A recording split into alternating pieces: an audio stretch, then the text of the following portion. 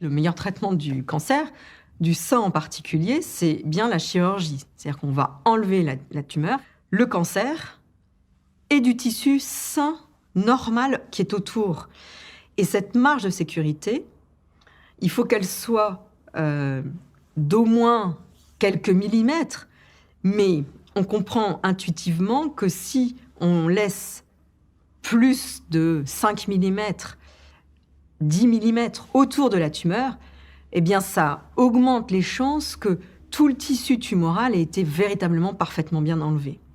Donc, quand nous examinons cette pièce opératoire, on mesure la taille et on mesure la distance de la tumeur par rapport à toutes les berges.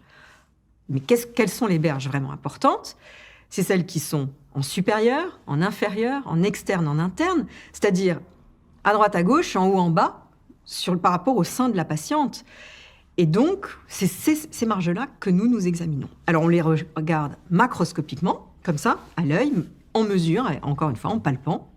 Puis, avec la cartographie de la tumeur qu'on fait, une fois qu'on a fixé la pièce opératoire, dans du formol, on va de nouveau vérifier, sous le microscope, que la tumeur est loin de cette berge de sécurité, de cette marge de sécurité, et qu'il n'y a pas de cellules de cancer in situ qui seraient invisibles et impalpables, que ni le chirurgien ni le pathologiste à l'état macroscopique ne peut repérer, et qu'on voit sous le microscope. Alors une thérapie ciblée, c'est une thérapie qui a l'intelligence de ne tuer que les cellules tumorales et d'épargner le reste.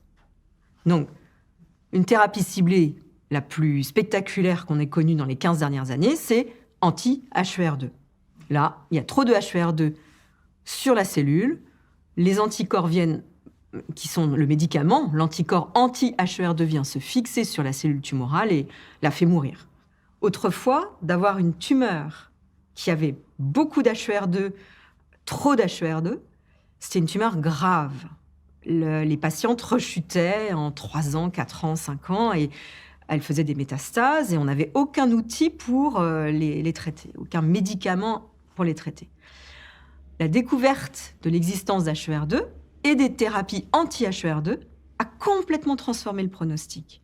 Maintenant, elles ont un pronostic excellent qui rejoint celui des femmes qui ont des tumeurs très bien différenciées, qui expriment les récepteurs aux oestrogènes et qui sont de petite taille.